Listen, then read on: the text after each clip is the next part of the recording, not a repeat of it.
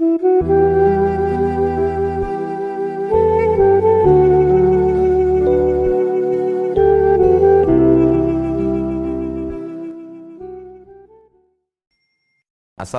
Ustaz. Waalaikumsalam. Apakah orang yang fasik itu disesatkan Allah selamanya? Atau masih ada harapan untuk kembali ke jalan Allah?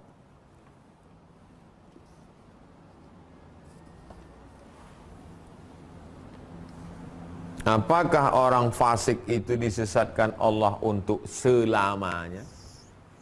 Atau ada harapan bisa diluruskan Allah lagi? Mana dalil orang fasik itu disesatkan Allah? Wa ma yudhillu bihi illal fasiqin. Tidaklah yang disesatkan Allah itu kecuali orang yang fasik. Orang fasik itu adalah orang yang sudah tahu bahwa dia salah, tapi dia teruskan juga. Maka disesatkan Allah sekalian. Sampai ke Rantau Berangin. Ini jembatan. Rantau Berangin, belok kanan, Rokan Hulu. Belok kiri, PLTA Koto Panjang. Saya mau ceramah ke Islamic Center Pasir Pengarayan, Rokan Hulu. Mau jamaah ikut? Ikut Pak Ustaz. Ya. Tapi saya berangkat duluan. Baik Pak Ustaz. Nanti kalau nggak tahu jalan, teleponnya ya sampai di Kuok. Nelpon. Pak Ustaz, kami udah sampai Kuok. Gimana? Ayah terus.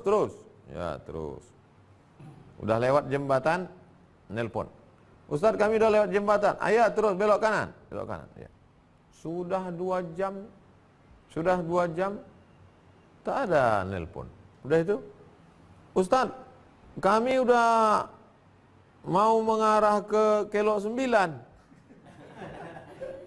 Terus saya bilang, terus sajalah kalian. Teruslah. Ketika saya katakan, teruslah kalian ke sana, itu saya sedang menyuruh atau sedang marah? Marah. Kenapa saya marah?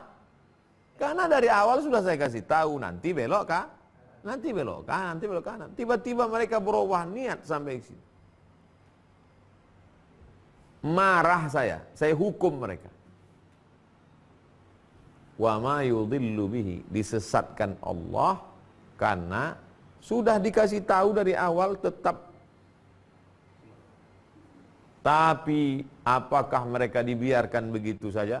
Ketika sudah sampai ke Payakumbuh, bertobat mereka. Tobat mereka. Kini kita nampaknya udah salah niat nih. Kita kan mau iktikaf di Islamic Center Pasir Pengarayan. Akhirnya kembali ke mereka berjalan. Ustaz, saya sadar bahwa dari awal kan niatnya mau iktikaf Pak Ustaz, bukan mau shopping ke Bukit Tinggi. Masih boleh saya ikut ke Islamic Pak Ustaz? Boleh. Saya terima taubat kalian sebelum acara dimulai. Kalau sudah acara dimulai, innallaha yaqbalu taubatal abdi qabla an yuharrir. Taubat masih diterima sebelum napas sampai nyawa ke tenggorokan. Nelponnya besok pagi jam 8 pas saya mau balik ke Pekanbaru. Ustaz, masih boleh kami ke pasir? Datanglah kalian ke pasir, aku udah balik dah.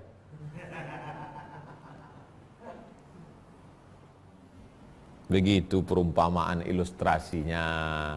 Jadi bukan asal aja Allah menyesatkan, tak ada angin, tak ada hujan, ujuk-ujuk disesatkan Allah.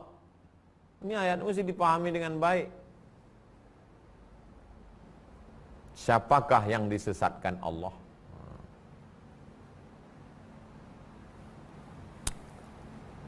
Itu dia jawaban Ibu Tiara. Siapakah yang disesatkan Allah?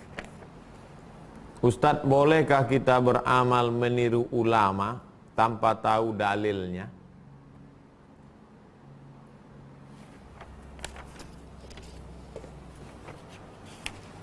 Kalau tahu dalilnya, bisa mengistimbat hukum dari dalil, namanya mujtahid. Tahu dalil Quran, tahu dalil sunnah, bisa mengistimbat, menarik hukum dari dalil, namanya mujtahid. Kalau tahu beramal, tahu dalilnya, namanya muttabi. Muttabi. Beramal tahu dalil, namanya muttabi. Beramal enggak tahu dalil, namanya muqallid. Kita nih pada masyarakat umum nih semuanya muqallid. Enggak tahu kita dalil. Anda disebut pun dalilnya bukan makin tahu, makin pusing kepala. Bukan senang mengambil dalil.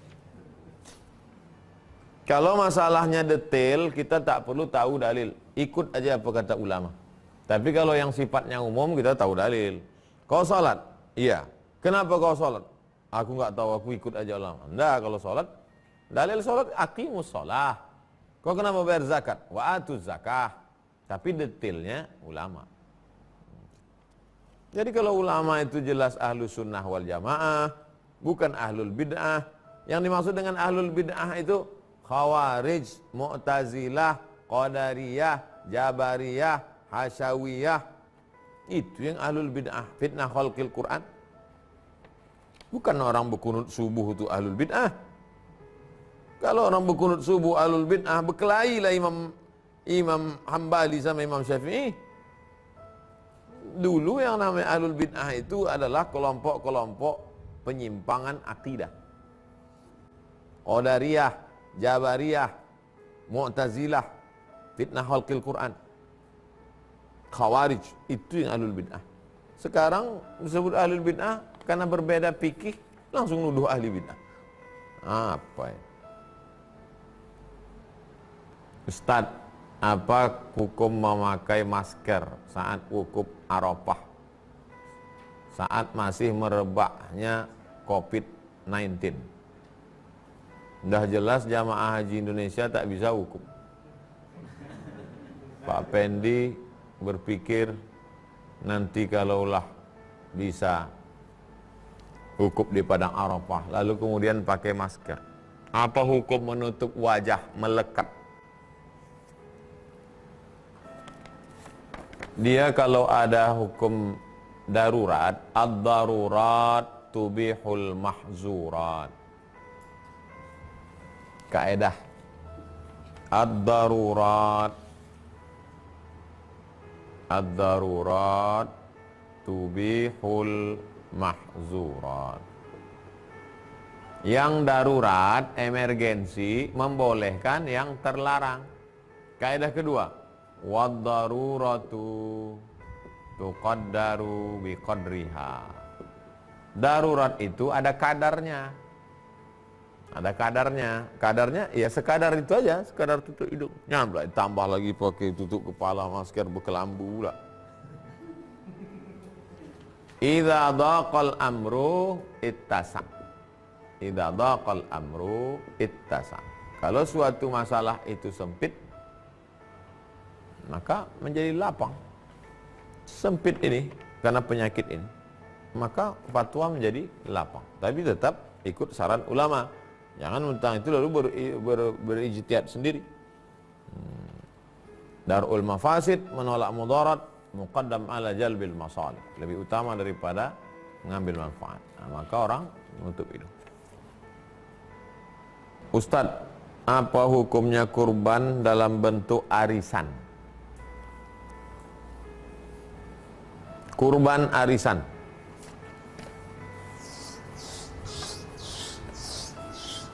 Arisannya 2,5 juta. 2,5 juta. 2,5 arisanlah kita. Arisan kita goncang ya.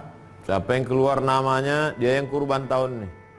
2,5 harga peserta kurban. Begitu diguncang, keluar nama C, maka dia yang berkurban tahun ini, yang lain membayar. Maka sesungguhnya si C ini sedang berutang. Berutang kepada siapa? A, B, D, E, F.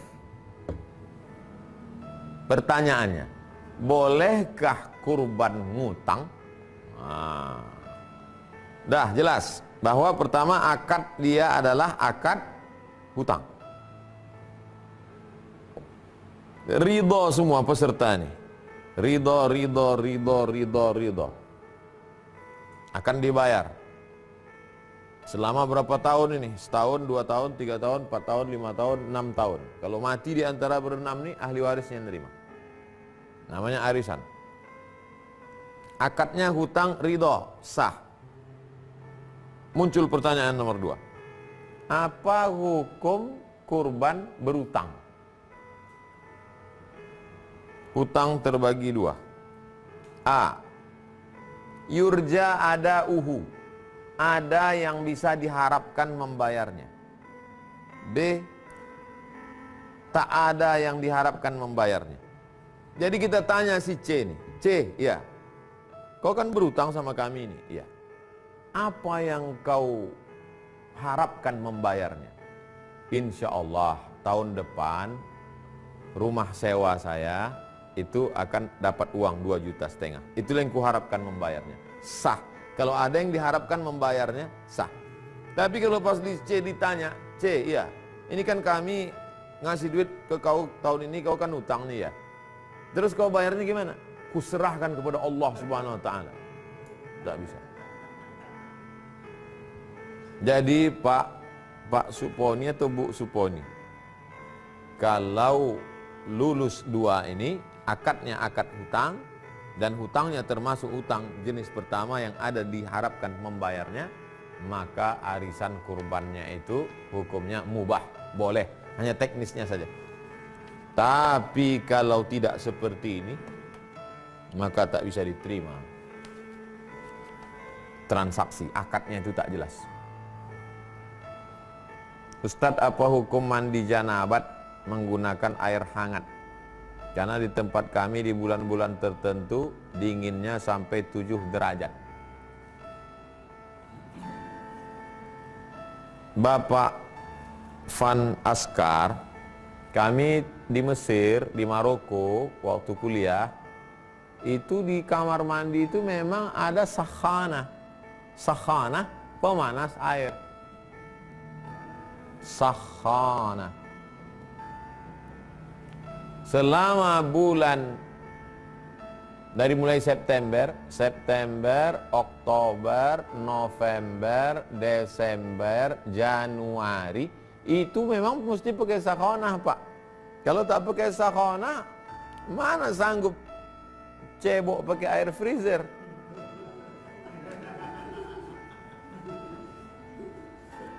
Nah, jadi begitu Pak Van Askar.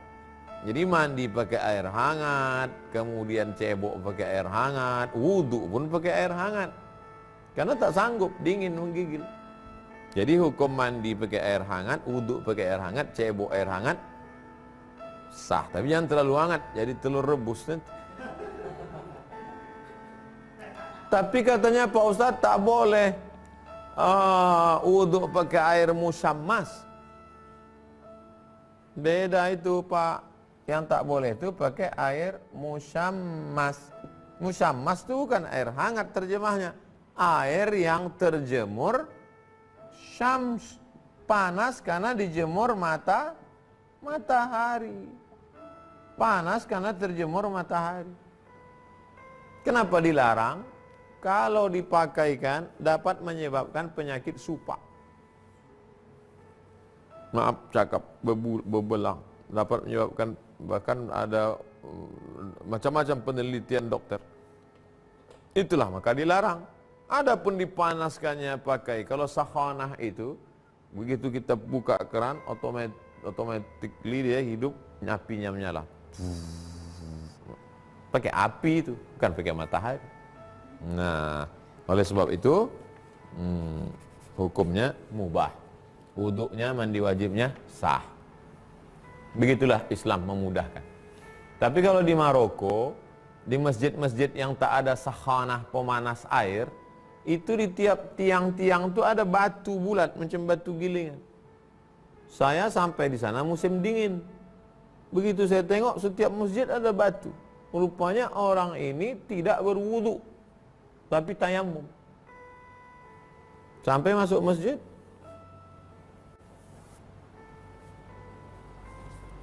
tayamumnya tayamum mazhab Maliki sampai siku saja. Salat.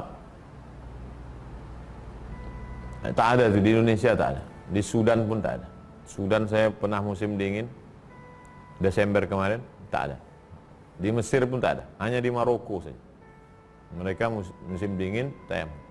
Jadi waktu kami sholat di Masjid Hasan II, masjid cantik besar dibangun oleh Raja Hasan II di tepi laut Mediterania di kota Casablanca, pergilah kami sama bapak-bapak, ibu-ibu dari KBRI, Kedutaan Besar Republik Indonesia. Setelah selesai sholat, pulang ibu-ibu KBRI nanya, Ustadz, tadi di sebelah saya ada perempuan, setiap mau sholat dikeluarkannya batu gilingan, sapunya batu tuh. Salam, habis salam sholat tarawih, asal salam keluarkan lagi batu giling. Rupanya dia tayamum. Tayamum nih, satu tayamum, satu sholat. Tayamum mazhab Maliki tidak disyaratkan debu. Kita mesti nampak debunya. Dia pakai batu. Nah, jadi kalau ada keluarga sakit di rumah sakit, tak boleh kena air, bisa dipakai ini. Darurat, pakai mazhab Maliki. Letakkan batu gilingan situ. Tayamum dia pakai batu. Tapi yakinkan cuci bersih yang pedas. Begitu juga kalau tangan itu misalnya pakai banyak jarum. Jarum di sini, jarum di sini, jarum. Nah, itu kalau pakai mazhab Syafi'i payah. Pakai tayamum mazhab Maliki. Lah, langsung sholat. Jadi ikhtilafu ummati rahmah. Perbedaan mazhab itu menjadi rahmat, bukan mempersulit. Begitulah pendapat para ulama. Mudah-mudahan kita termasuk yang mengamalkannya. Terima kasih segala perhatian. Mohon maaf segala kekhilafan.